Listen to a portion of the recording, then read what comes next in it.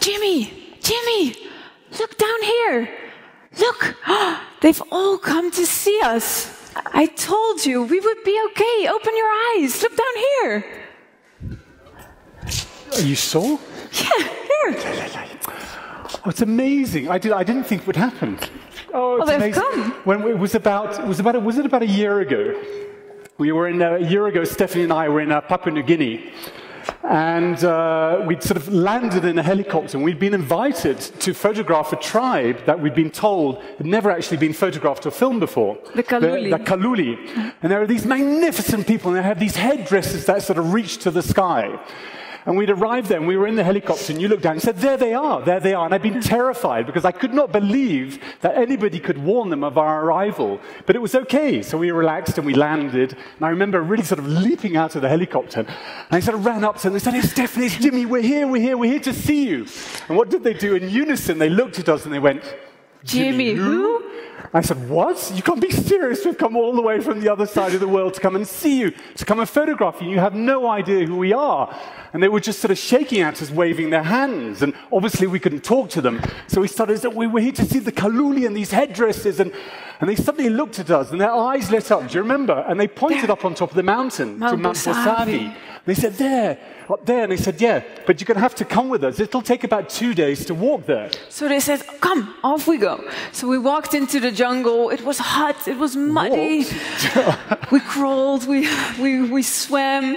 Leeches started to attach themselves onto our bare legs, and they had a really good trick. They had these huge machetes to cut their way through the jungle. And they. But you remember, I remember they came up behind you, and they were sort of as if they were going to attack you with the machetes. But they came up and they stroked the leeches off your legs. Like a big razor. Yeah. And this went on for about 2 days, and then eventually we came out of the jungle. We landed at this, essentially, this sort of almost a Shangri-La in the middle of the highlands of Papua New Guinea. And there they were standing there. They weren't waiting for us, but they were curious. Who are you? Who are you, Jimmy and Stephanie? And we've come to see you. We've come to see you in all your glory and all your magnificence. And they were a bit afraid at the beginning. And we were very humble, we were very small, but slowly, and they said, but you've got no food. And then they started to present us. Do you remember? Did you eat them or did I eat them? We have some food. And we had big maggots. And then we sort of joined in, we started to live with them. We sort of slowly ingratiated ourselves into the community. And slowly the drums started to come and the rhythm started to arrive. And then they started to come. It was incredible. They arrived in all their beauty. Do you remember? True. People always ask us, when I come back from these journeys, people say, how do you communicate? They don't speak English. How do you do it? And Jimmy, don't take it personally. Yeah, be careful, okay? But does everybody know Mr. Bean? Well, I always describe Jimmy as Mr. Bean with a tripod and a camera chasing. But I think the best way to demonstrate is, I'm going to find a chief. If you sort of refer to Mr. Bean, and thank you very much, Stephanie, it's an interesting analogy. Mr. Bean can communicate with the whole world. Whichever aircraft you ever travel on, you see him there communicating with you, but he never says a word. He does it by being extremely vulnerable, and through that vulnerability, he forms an empathy of communication. So when we arrive in the village, we're very small, there's no cameras, there's no nothing, we sit sometimes for days. And until the worms arrive, and we sleep and we wake, and then eventually we sort of come. And the chief is there, and he's looking down at us. We've given him or her the authority. We said, but you're magnificent. Come, you're incredible. And we look up and say, I'd love to take a picture of you. And I use this very old plate film camera, and we start to build it on a tripod. And I start to look, and I say, stand up tall. You're incredible, and your feathers and your hair. Look at the absolutely lights. incredible. And it becomes like a sort of hero worship. And we're dancing around, and your chest becomes bigger. But then we need help. Go back to the village. Go and get the others. Quickly, quickly. And I need help, I need light. I need to light the chief, because we're in the middle of the jungle, there's no electricity, there's absolutely nothing. But I carry with me many reflectors. So we go back to the villagers and say, come, I need help to light up the chief. Can you guide him? You light him over there. Here, if you hold the reflector. I have these big reflectors. Yeah, beautiful. We grab the sun, hold it like that. And we shine it on the chief there. And then you come with me over here. Come. I have another one. As the sun, so you see the sun is up there, you see the chief, and you shine it on him down there. And then we get back down. Chief, stand up straight. Be strong. You're incredible. That's it. And we get back down, and we wait, and we focus, and we get the camera ready, and that one sheet of film, we put it into the camera, and bang. And if it gets right, we make a picture. It's incredible. You're amazing. But what's very exciting is, and this is what happens, This man comes, he says, I'm much more important than this chief. We're going to swap. So you stand here, and you've got to light up this chief, and this dance goes on for days and days and days.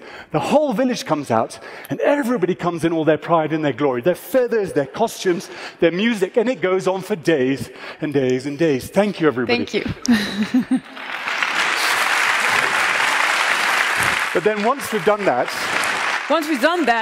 Jimmy has this obsession with all the natural wonders of the world. And one of them is waterfalls. So I remember we passed a waterfall when we were walking to Mount Bosavi. And I thought, wouldn't it be amazing to have a group of people standing underneath a waterfall? Yeah, so we we're on the way, we asked the kudu, can you come back with us into the jungle? So we start going back into the jungle. Obviously, having spent a couple of weeks with them, they start to follow us. And we find these magnificent settings. And we're there, but you've got to focus, you've got to communicate. There's no lights, there's no reflectors, but you've got to say, stand, stand, own the jungle, own yourselves, own your tribe, own your pride. But if you get it right, this is what you're going to end up with. And it's just a picture, but it's the picture for the end of an amazing process.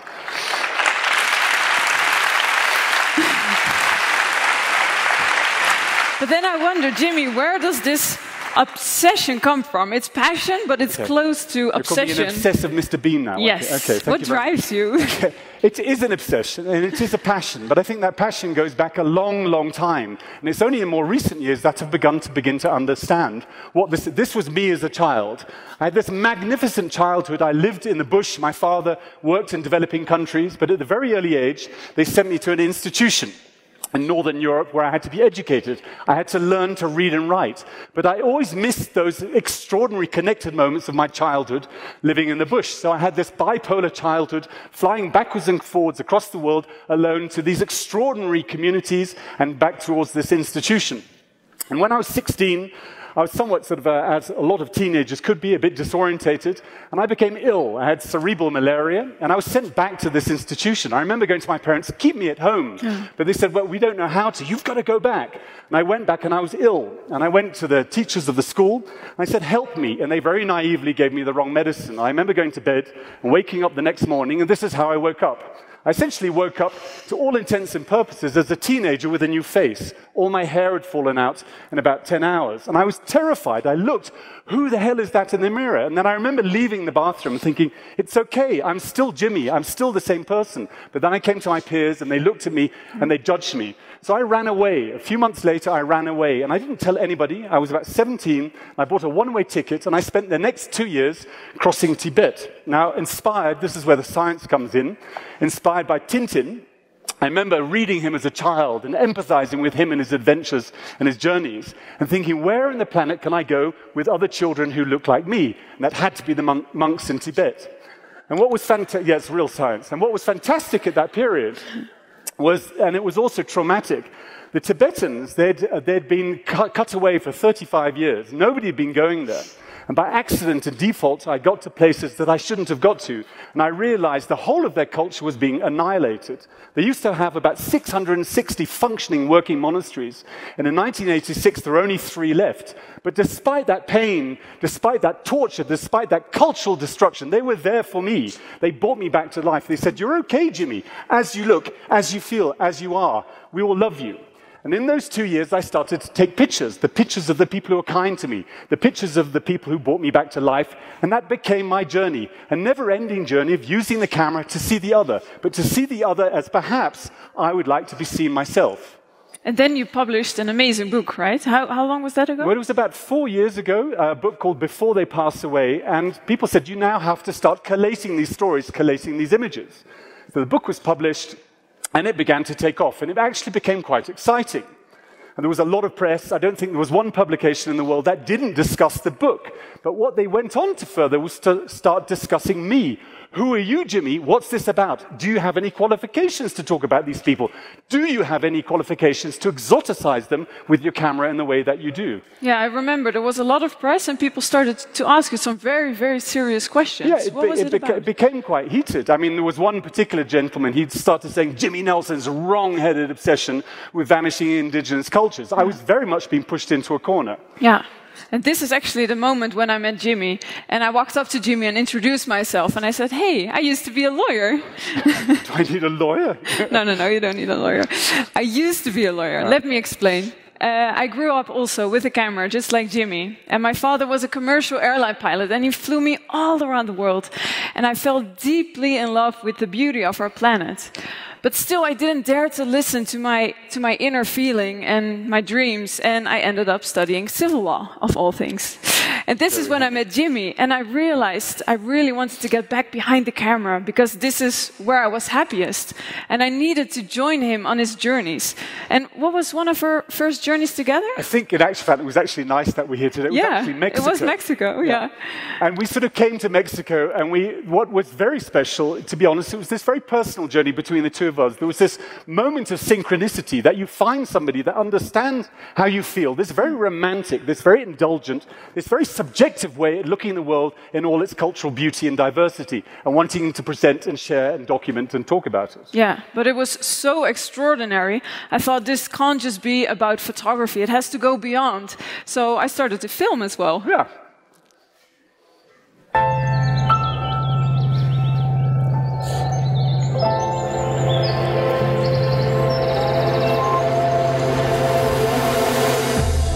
Mexico is very familiar. It seems almost close.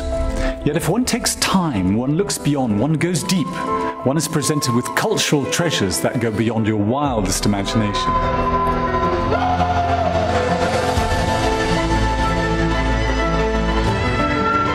Rarely have I or Stephanie on our journeys met such warm and kind people who were so willing, in many ways desperate to share their stories, to show who they really are, and that was often presented with very personal tears.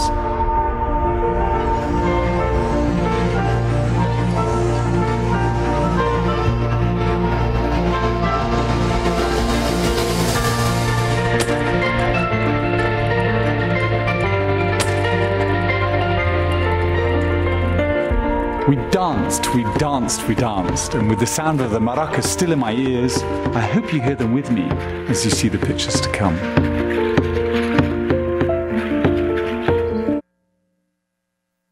Then I thought... That's a good film. Thank you. Thank you. Then I thought, whoa, I can't just film this. We are meeting all these beautiful people. I have to write about them too. So I started to interview almost all the individuals, and I started to ask them very humble, human questions. What are your dreams? What are your fears? How do you love? Yeah, what do you aspire? How do you see your future? How do you see the world? And I think that's when you came up to me one morning and she's continued with ideas and said, Jimmy, I've got something else for you. I want to talk to you about 360. It's called virtual reality. Yeah, I'm going to follow us everywhere we go. I'm going to record us with a 360 camera. And we can take people actually on our journey so they can indulge in this VR world. And how exactly did that work? What exactly was it? It's a tripod with a camera rig with six GoPros on it. And it's...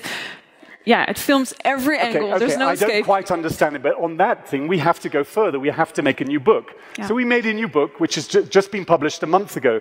But that was a book about taking this discussion further, carrying on with this journey, carrying on with these questions, and perhaps this time looking for greater answers, like here with the Keros, with the Wadabi in central Sudan, these magnificent people who live within these communities, and all this cultural diversity. Yeah, we started to gather maps, we started to gather information, all the interviews got incorporated in the book. Yeah.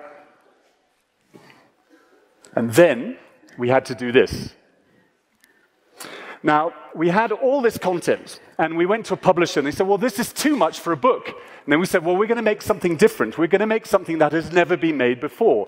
So if you can use the analogy of an iceberg, the print is above the water, the digital content of our book is below, and this is how you're going to get access to it. Welcome to the introduction of how to use the app for Jimmy Nelson's book, Homage to Humanity. To get started, download the free Jimmy Nelson app, available both on iOS and Android devices. Once downloaded, you can scan your smartphone over every single image in the book, and that will activate exclusive video content which gives a far greater insight into the images. Once you've scanned 1/3 of the images in each chapter with your smartphone, You will then gain access to exclusive virtual reality footage.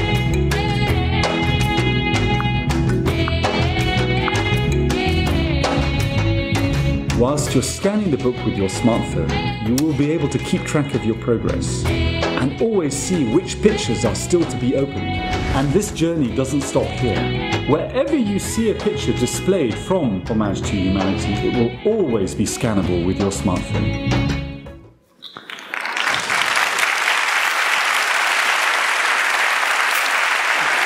Jimmy, I have one final question for you. A burning question. What is this all about? What is the deeper message you want to communicate with the world? It's extremely important. I've got to actually take you back to the Kazakh. The Kazakh are these wondrous, these magnificent, these cinematographic icons. They live in northwestern Mongolia in the Altai Mountains. And when I first went there were only 40 of these Kazakh eagle hunters left. And I promised them when I made the pictures, one day I will come back. And last year we went back, and I went back with the pictures. And I remember looking at them, and they said, "Oh, Jimmy, you've come back. Great, thank you." But they actually said, "You're not the first to come back because something wondrous has happened in the last few years." Yeah, and what has been so wonderful about working together as a team is that I get a totally different perspective as a woman. So I was able to take Jimmy into a whole different layer, the world of women.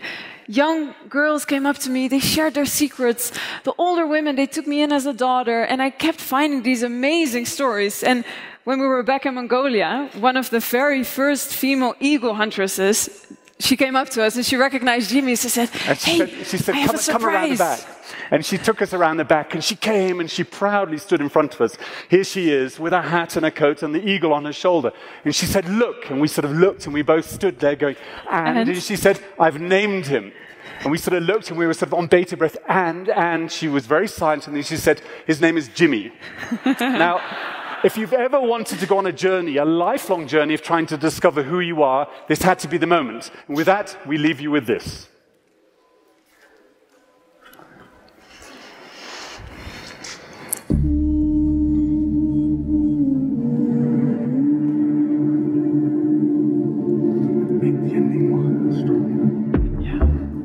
In 1899, Edward S. Curtis was despised for photographing the beauty of Native Americans. Nobody recognized the importance of his work until most of their culture was wiped out. Almost a century later, an English photographer started a similar journey. Jimmy Nelson devoted his life to photographing indigenous cultures across the world, before their cultures are lost forever. Because we're losing the world's last indigenous cultures as a result of globalization and advancing technologies. I deeply feel that I want to present them to you in a way that you've never seen them before, shone in the most glorious light that there is, because I want them to see their value. A perspective not everyone shares.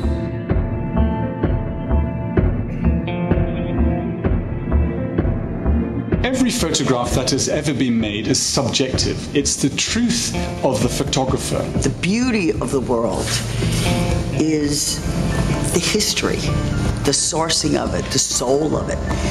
And the indigenous people are the soul of where it all started. The photos are starting to have a surprising effect. After Jimmy visited the Kazakh in Mongolia, here we go. This is beautiful. Their cultural group quadrupled.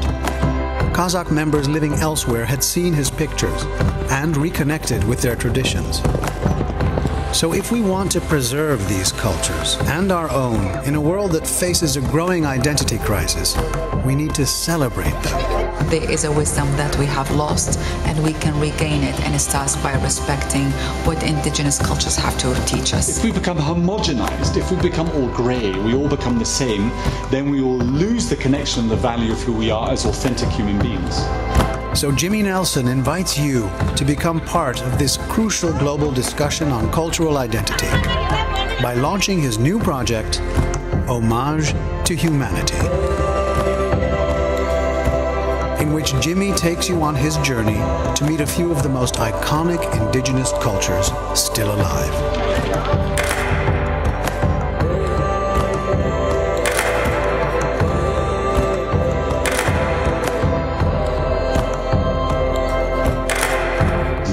these people.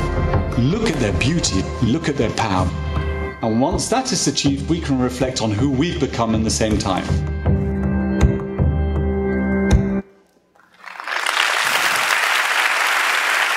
Wow, Jimmy, what a journey we have been on. I've connected with something so pure. I've answered my... Que baje la música. Que baje la música. We asked you here today without Micrófono.